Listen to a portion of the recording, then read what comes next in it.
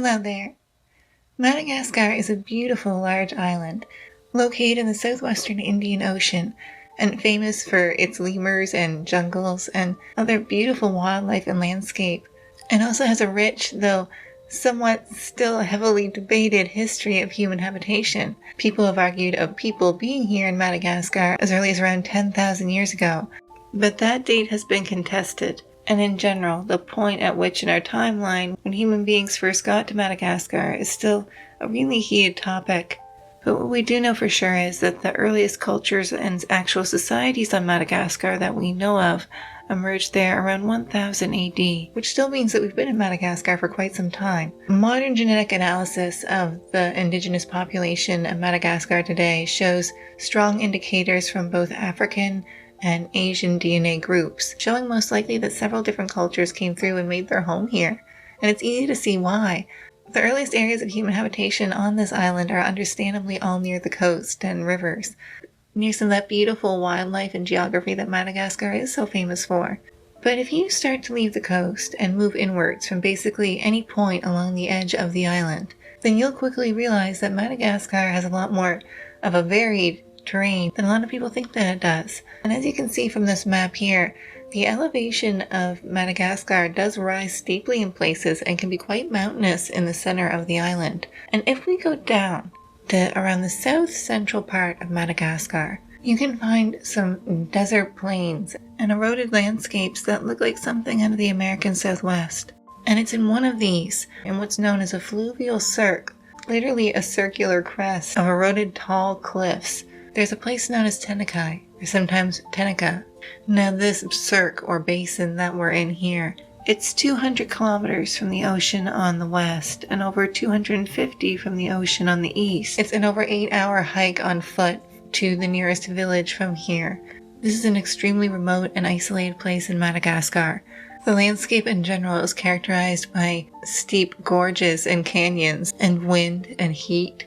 It's not a place where you'd expect to find a lot of people, which is why it's so shocking to see these ancient ruins here. These magnificent structures are carved into those cliff faces I mentioned to you. There are also in places carefully constructed walls. This whole site of Teniky is spread out across 8 different distinct zones, each of which hold different mysteries that we'll get into, with evidence of human habitation that can literally be seen from space. You can see man-made terraces here, look.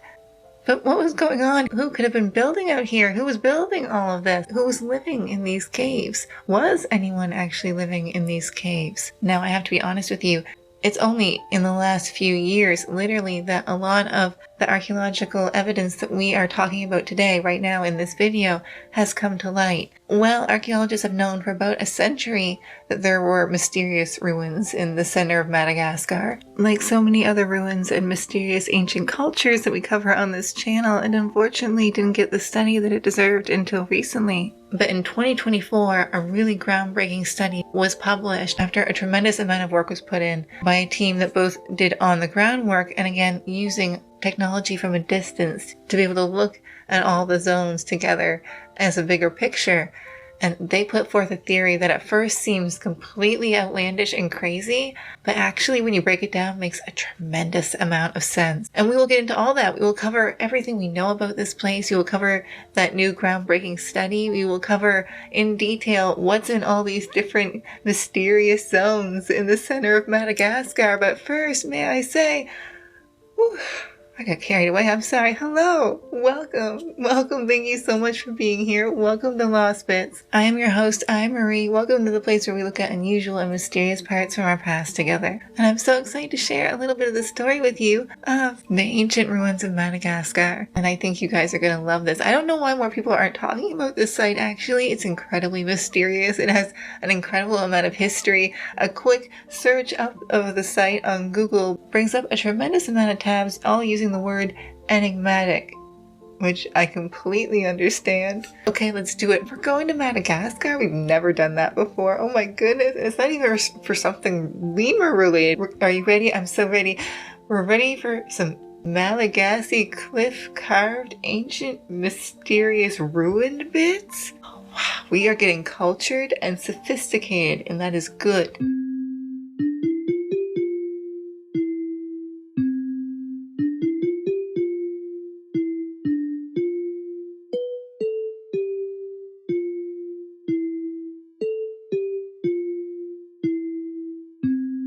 things that makes this site so unique is I should make very clear there are no other ruins like this anywhere else on Madagascar or even on the East African coast some 400 kilometers nearby, the closest other landmark. In 2019, archaeological surveys of the area fully made clear the extent of what we're looking at here with these different zones. And then as recently as 2021, the same team discovered and added on to more of these zones and more of these rock-cut niches, as they're referred to in the study. And these ruins have been so mysterious that when outsiders did first start stumbling across them around 100 years ago or so, all kinds of kind of wild theories started popping up. One of the most common was that Portuguese people had built them after being stranded here for a time. And while there is evidence of Portuguese being on the island, it's not until much, much later, because some of the work being done there has been radiocarbon dating of different charcoal samples that have been found in amongst these ruins. There's been also some other artifacts found that are extremely important and extremely fascinating, but we'll come back to them. But for now, I'll let you know that this radiocarbon dating seems to point to these ruins being constructed around 1000 AD. And actually, this isn't the evidence I said earlier that points to the earliest human societies popping up in Madagascar at this time. But that does point to these ruins maybe being part of some of Madagascar's earliest truly settled human history, which is incredibly exciting. But that brings us back to, okay, well, who built these ruins? We have to talk about some of the artifacts found here and also the zones and what's in each of them. Let's start with Zone 1. That's the place where the newly discovered rock-cut niches were found in 2021, and also where we see a lot of those dry terraces that have been built into the landscape. The niches and hollows cut into these cliffs have been done over a span of about 25 meters. There is one main niche bigger than the rest, and there are remnants of walls consisting of carved sandstone blocks that are visible from the front of this main niche that are very similar to the blocks used to construct other walls found in different structures nearby. Moving away from Zone 1, Zone 2 comprises part of these same terraces and the stone walls outside of these little niches. Past that, Zone 3 consists of terraces and structures that go down towards the Sahanafa River. Zone 3 also includes dry stone walls and a large forested area of roughly 80 by 80 meters. There's also a roughly 120 meter long east by northeast trending dry stone wall in the northern part of this zone, and a longer 750 meter long north by northeast trending dry stone wall in the eastern part of this zone. Meanwhile, both Zones 4 and 5 are comprised mostly of sandstone quarries. That seems to be where a lot of the stone used to make up these structures was taken from. Zone 6 contains a nearly closed circular dry stone wall, this circle being a diameter of roughly 150 meters, and it's visible on satellite images. Zone 7 comprises terraces again and dry stone walls that overlooks the larger valley containing the Sahanafa River, which is roughly 600 meters north of where this cirque that we're in is. Finally, the last zone, Zone 8, covers a host of other archaeological structures known at this time to researchers, including more of these rock-cut niches, terraces, stone structures, and other things, all located in this one area off to the east. And archaeologists studying all this in these last few years have become amazed at the sophisticated lifestyle that the people living here must have had. It's such a dry, barren area seemingly, but the river and the waters in this little area that exist are teeming with eels, which would have been edible once caught. The terraces combined with the rivers would have made farming possible. And getting back to those artifacts that I teased you with earlier, I will say there weren't many recovered here, but the ones that were found were telling, because they have found pieces of ceramic pottery here of Southeast Asian and Chinese origin dating from around the 11th to the 14th centuries AD. So even though we're literally at least 200 miles from the coast in either direction, there must have been some trade going on with the outside world by this location too. And these terraces altogether span at least 30 hectares, meaning that a good amount of people could have lived here. But were they living in these mysterious ruined caves? What were the purposes of these caves? And so now we get to that interesting new theory, because we see the terraces and the sandstone built structures outside, but they're also carving these niches. After analyzing the architecture here for some time, a new theory has emerged that links these ruins to the ancient Persian cultures, and in particular to the beautiful Iranian historic faith of Zoroastrianism, a monotheistic religion, and was the state faith of the famed Persian Empire for centuries. And apart from its historical credit, it's just a beautiful religion, highlighting the importance of and the eternal and ongoing nature of the battle of good versus evil, and a faith that holds fire and the earth itself to be sacred and holy. It is also famous too for its very careful preparation after death for its fallen members, because the bodies of the dead are thought to be unclean, and fire is considered a symbol of purity and holiness. Cremation is out, and a traditional burial would not be in keeping with their faith either. Dead bodies are not allowed to touch the ground, for example, so as not to pollute the earth.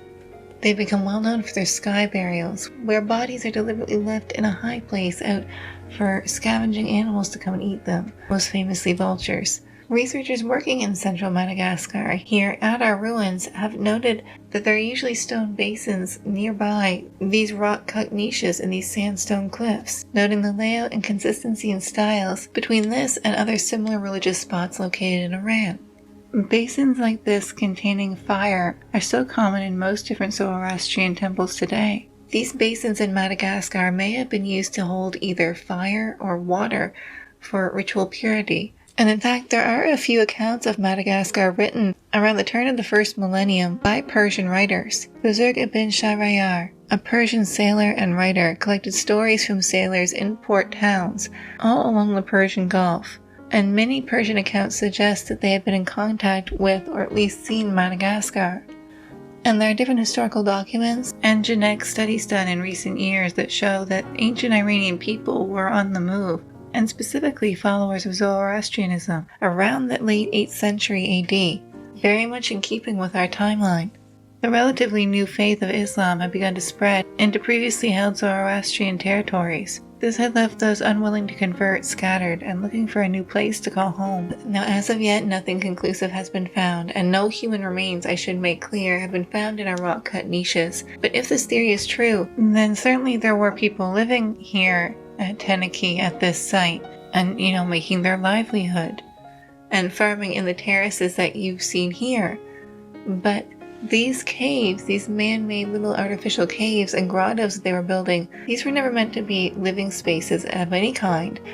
They're meant to be places for the dead. These little niches would have been ossuaries, places where the bones of the dead settlers could be kept after the sky burial process, after nature had taken its course and defleshed the bones.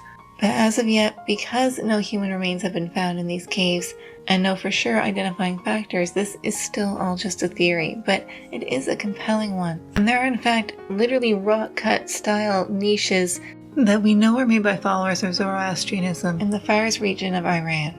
There's even a distinct name for this type of burial or burial place. They are called astoundings. For now, we're going to have to wait for more study to know for sure if that's what we're seeing, but I will let you know, as of late 2024, the same people that worked on this study had announced they are planning to go back out in the field and do more work out there very soon. So hopefully we will find out more very soon, because this is all just fascinating. And recent genetic studies of Malagasy people today have shown that some groups do have some genetic ties to the larger Persian community. So it is theoretically possible, all this, that there were ancient Iranians in Madagascar. Sometimes history can just throw you a curveball, but let's hope we hear more about this. Oh my goodness. And I will let you guys know if anything cool I come across at any point, anytime soon. But I am going to stop there for today. And guys, what are you thinking about all this? I have to admit, that does all line up, and now I'm wondering, okay, well, where did they go? I know I just said that there was some genetic signals of people of Persian heritage in Madagascar, but it's not like a significant part of the population. And Zoroastrianism as a religion, while awesome, is not traditionally all that well known on Madagascar. And there are some people, of course, that won't buy this theory at all. Though I will say, I saw in a recent National Geographic article on this topic where they interviewed an expert in the field that wasn't taking part in the study in any way, wasn't associated with it. Nathan Anderson, who's an archaeologist from the University of Santa Clara. After reviewing the info and looking at the photos like you and I have been doing, he feels it's a plausible theory. And I feel like there was just so much going on back then that we don't know about. So, oh my goodness, this is so interesting. Let me know what you're thinking. And if you find yourself particularly interested in our topic today, then please don't let my words be the last words you hear on ancient Madagascar. Just like always, you'll find a full source list pinned to the top comment below, but please don't stop there. And may I say your local library might have an awesome book on Madagascar, or on some other cool place around in the Indian Ocean. What's happening down there? What have you read about the Indian Ocean lately? Just go find a book on the ocean. Oh, that'd be a nice time too. Oh, just go find a book on something cool. Learn something cool about Madagascar or the Indian Ocean or oceans. That's your homework. And anything can be anything, and then come back and let me know how you made out. And once you are back from the library, if you enjoyed what you saw here today and you'd like to, then please consider checking out the rest of my channel. You'll find lots more unusual and mysterious tales from our past. I upload new videos every week, so hopefully you find something over there that you like, so I'll see you again soon. But either way, thank you again so much for being here today. Be safe, be happy, go with all my love. Until next time, goodbye.